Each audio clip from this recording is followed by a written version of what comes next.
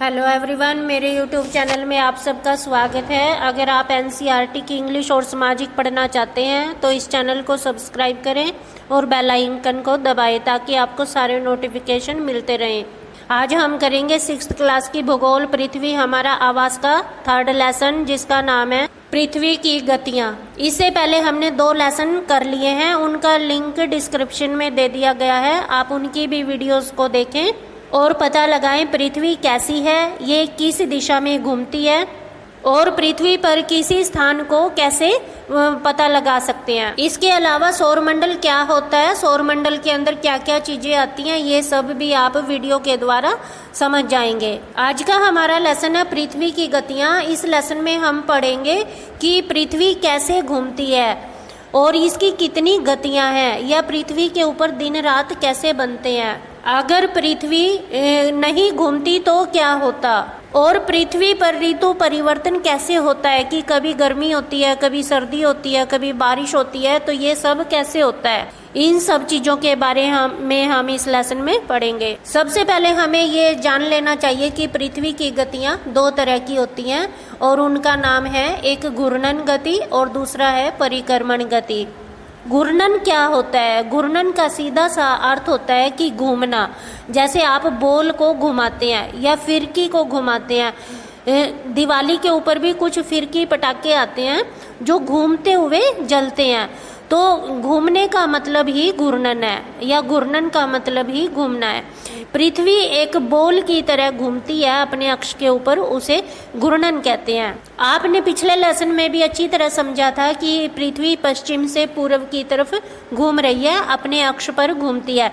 जैसे आप अपने पैरों पर खड़े होते हैं और आप नाचते हुए घूमते हैं, तो इसी तरह पृथ्वी भी अपने अक्ष पर अपने चारों तरफ घूमती है।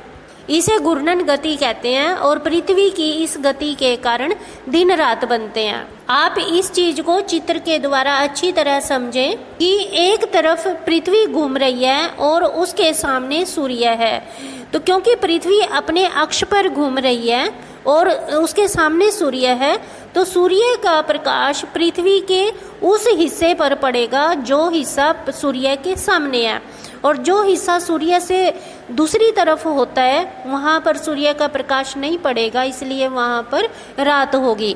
तो पृथ्वी के जिस भाग पर सूर्य की रोशनी पड़ती है वहाँ पर दिन होता है, और जहाँ पर रोशनी नहीं पड़ती वहाँ पर रात होती है। तो इस तरह से पृथ्वी गोल घूमती है, तो इसलिए पृथ्वी का हर एक भाग बारी बारी से या समय समय पर सूर्य के सामने आता रहता है। आप अपने घर में एक मोमबत्ती जलाएं और मोमबत्ती के थोड़ी सी दूर एक गेंद लेकर उसको गोल गोल घुमाएं, तो आप देखेंगे कि जो मोमबत्ती की रोशनी है वो उस बॉल के गेंद के एक हिस्से पर पड़ेगी और दूसरे हिस्से पर उसकी रोशनी नहीं पड़ेगी। अगर हम मोमबत्ती को सूर्य समझ लें और बॉल को पृथ्वी समझ लें, तो इस प्रयोग से हम समझ जाते हैं कि बॉल के आधे हिस्से पर मोमबत्ती की रोशनी पड़ती है तो वहाँ दिन होता है, और जहाँ पर रोशनी नहीं पड़ती वहाँ पर रात होती है। तो इस तरह से पृथ्वी के ऊपर दिन और रात बनते हैं। आप इसको ऐसे भी कह सकते हैं कि जब पृथ्वी अपने अक्ष पर घूमती है, 24 घंटे में एक चक्कर लगाती है अपने अक्ष पर, और पृथ्वी का जो भाग सूर्य के सामने होता है वहाँ पर दिन होता है, और जो भाग सूर्य से परे होता है जहाँ पर सूर्य की रोशनी नहीं पड़ती वहाँ पर रात होती है। तो पृथ्वी की घूर्णन गति के कारण दिन और रात बनते हैं। पृथ्वी की दूसरी गति होती है परिक्रमण। पिछले लेसन में हमने ये भी पढ़ा था, या फर्स्ट लेसन में हमने ये पढ़ा था कि पृथ्वी अपने अक्ष पर भी घूमती है और पृथ्वी सूर्य के चारों ओर भी घूमती है। तो जब पृथ्वी अपने अक्ष पर घूमती है तो अभी हमने पढ़ा था कि उसको घूर्णन गति कहते हैं, और अक्ष पर 24 घंटे में एक चक्कर पूरा करती है।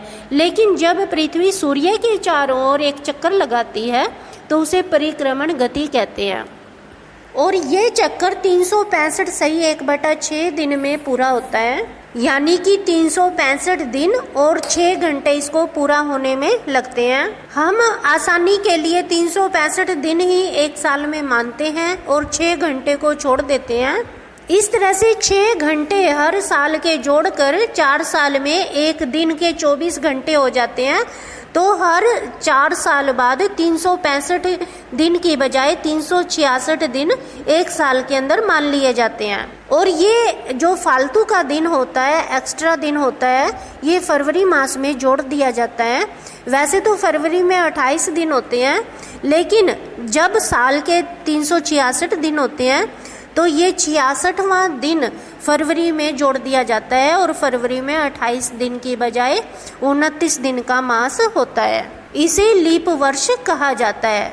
यानी कि जिस साल पूरे साल के अंदर 365 दिन की बजाय 366 दिन होते हैं और फरवरी में 28 दिन की बजाय 29 दिन होते हैं, वो साल लीप वर्ष कहलाता है। हमने पिछले लेसन में पढ़ा था कि पृथ्वी गोल है और ये अपने अक्ष पर झुकी हुई है। पृथ्वी का उत्तरी ध्रुव थोड़ा सा पूर्व दिशा की ओर झुका हुआ होता है। पृथ्वी का ये झुकाव कितने का कोण बनाता है, इसको समझने के लिए हम उत्तरी और दक्षिणी ध्रुव को आपस में मिला देते हैं, एक लाइन लगा देते हैं पृथ्वी के बीच में। ये हमने सेकंड लेसन में भी समझा था जब देशांतर रेखाएं लगाना सीखा था। ये पृथ्वी को बीच में से 2 भागों में बांट देती है।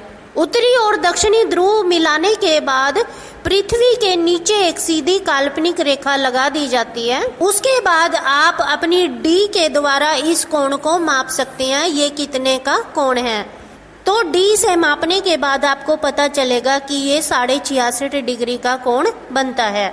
इसलिए हम कह सकते हैं कि पृथ्वी 66.5 डिग्री के कोण पर झुकी हुई होती है। पृथ्वी का जो दक्षिणी ध्रुव है, इसको ही अक्ष कहा जाता है कि ये अपने अक्ष पर 24 घंटे में एक चक्कर लगाती है और जब पृथ्वी सूर्य के चारों ओर चक्कर लगाती है तो वो परिक्रमण गति कहलाती है। इस तरह से पृथ्वी हमेशा थोड़ी सी झुकी हुई होती है। जब आपने मोमबत्ती के सामने एक बॉल रखी थी तो आप उसको थोड़ा सा झुका कर रखिए, तो आप पाएंगे कि बॉल के आधे हिस्से पर मोमबत्ती की रोशनी पड़ रही है और आधे हिस्से पर रोशनी नहीं पड़ रही। तो इस तरह से ये बीच में से आधा अलग हो जाता है और आधा अलग हो जाता है। आप इस चित्र के द्वारा देखिए कि इस चित्र में आधा काला रंग है और आधा सफेद रंग है। तो बीच में से जो ये लाइन लगाई गई है, जो इसको 2 रंगों में बांटती है, इसको प्रदीप्ति वृत्त कहते हैं। यहाँ पर हमें ये एक लाइन दिखाई दे रही है इस चित्र में। वास्तव में ये आधी इस एक तरफ है बॉल के और आधी दूसरी तरफ है जो हमें दिखाई नहीं दे रही, इसलिए ये एक वृत्त होता है और ये वृत्त पृथ्वी को 2 भागों में बांटता है। इस वृत्त को ही प्रदीप्ति वृत्त कहते हैं। जब तक आप इस प्रयोग को अपने घर में करके नहीं देखेंगे तब तक आपको हो सकता है ये अच्छी तरह समझ नहीं आए। इसलिए आप वीडियो को देखें और सुने और जैसे वीडियो में बताया गया है वैसा प्रयोग आप अपने घर में करके देखें। अभी हमने बात की थी कि जब पृथ्वी सूर्य के चारों ओर चक्कर लगाती है उसे परिक्रमण गति कहते हैं। तो उस परिक्रमण गति के कारण ही ऋतु परिवर्तन होता है। आइए हम ऋतु परिवर्तन को चित्र के द्वारा समझते हैं। चित्र 3.3 में ये चित्र दिखाया गया है। इसको देखकर आप एक घर में प्रयोग करें। आप मोमबत्ती जलाएं और एक गेंद लें। गेंद को के उत्तरी ध्रुव और दक्षिणी ध्रुव को एक सिलाई के द्वारा मिलाएं, यानी बॉल के अंदर एक सिलाई डाल दें जो इसके दोनों ध्रुवों को आपस में मिलाती है। तो बॉल को थोड़ा तिरछा करके सूर्य के सामने लाएं, जैसे 21 मार्च को दिखाया गया है। 21 मार्च को सूर्य की रोशनी विषुवत रेखा पर सीधी पड़ती है। विषुवत रेखा पृथ्वी को चौड़ाई में 2 भागों में बांटती है। इस समय पर दक्षिणी ध्रुव पर सर्दी की ऋतु होती है और उत्तरी ध्रुव पर बसंत ऋतु होती है। यानी जब बसंत ऋतु का समय होता है तो ना ज्यादा गर्मी होती है और ना ज्यादा सर्दी होती है। इसी तरह 23 सितंबर को भी सूर्य की रोशनी विषुवत रेखा पर सीधी पड़ती है। 21 मार्च और 23 सितंबर को कोई भी ध्रुव सूर्य की ओर झुका हुआ नहीं होता है। दोनों ध्रुव सूर्य से दूर होते हैं और विषुवत रेखा सूर्य की करीब पड़ती है। इसलिए पृथ्वी पर दिन और रात बराबर होते हैं। इसे विषुव कहा जाता है। जब पृथ्वी पर दिन रात बराबर होते हैं, छोटे बड़े नहीं होते, तो उसे विषुव कहा जाता है। 23 सितंबर को 21 मार्च के बिल्कुल उल्टा होता है। 21 मार्च को उत्तरी ध्रुव पर बसंत ऋतु है और दक्षिणी ध्रुव पर शीत ऋतु है, जबकि 23 सितंबर को उत्तरी ध्रुव पर शरद ऋतु है और दक्षिणी ध्रुव पर बसंत ऋतु है। उसके बाद बॉल को जैसे 21 जून की स्थिति में दिखाया गया है, इस स्थिति में सूर्य मोमबत्ती के सामने लेकर आए। आप देखेंगे कि उत्तरी ध्रुव सूर्य की तरफ झुका हुआ है और दक्षिणी ध्रुव सूर्य से परे है, सूर्य से दूर है। तो दक्षिणी गोलार्ध में सर्दी की ऋतु होती है और उत्तरी गोलार्ध में सूर्य की ज्यादा रोशनी पड़ती है, इसलिए वहां पर ग्रीष्म ऋतु होती है। 21 जून को उत्तरी गोलार्ध के बहुत बड़े हिस्से पर सूर्य की रोशनी पड़ती है, इसलिए हम ये कह सकते हैं कि विषुवत वृत्त के बहुत बड़े भाग पर गर्मी का मौसम होता है। और 21 जून को यहाँ पर लंबा दिन होता है और लंबी रातें होती हैं, इसलिए पृथ्वी की इस अवस्था को उत्तर अयनात कहते हैं। जब दिन भी लंबा हो और रात भी लंबी हो तो उसे उत्तर अयनात कहते हैं। उत्तरी ध्रुव सूर्य की ओर झुका हुआ है, इसलिए उत्तर अयनात कहेंगे।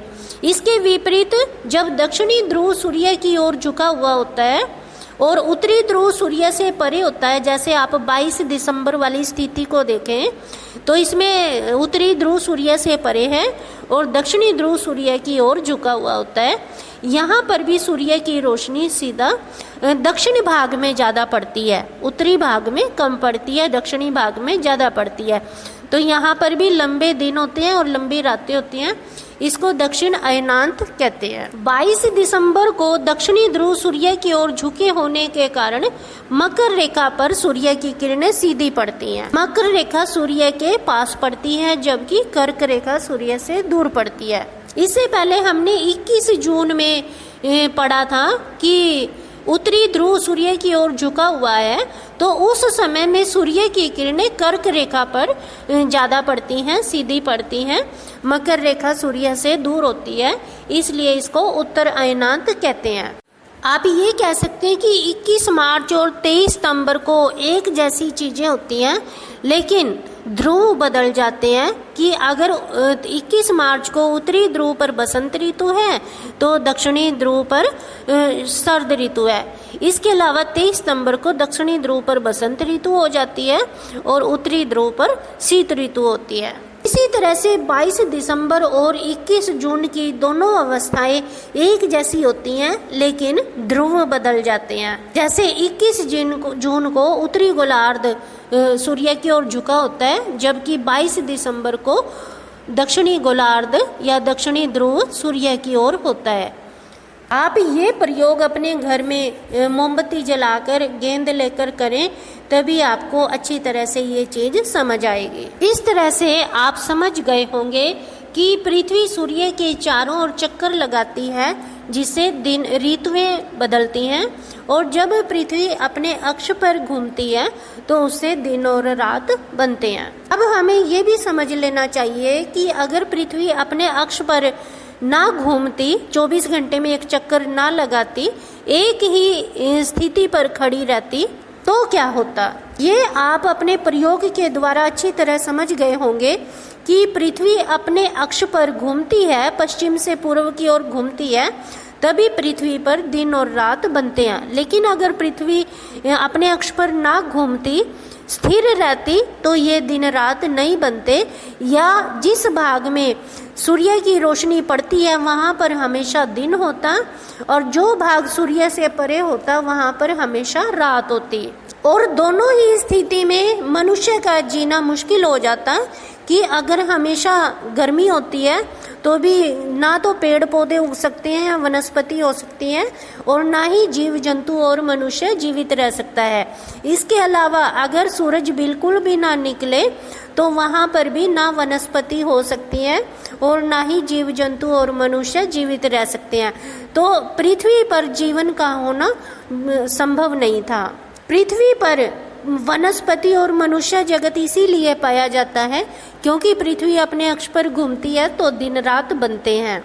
इस लेसन को पढ़कर आप समझ गए होंगे कि पृथ्वी पर कैसे दिन रात बनते हैं, कैसे ऋतु परिवर्तन होता है। अगर आपको ये सब बातें समझ आ गई हैं तो आप वीडियो को लाइक करना ना भूलें, और अगर अभी तक आपने ये चैनल सब्सक्राइब नहीं किया है तो कर लें और बेल आइकन को दबाएं। All the best.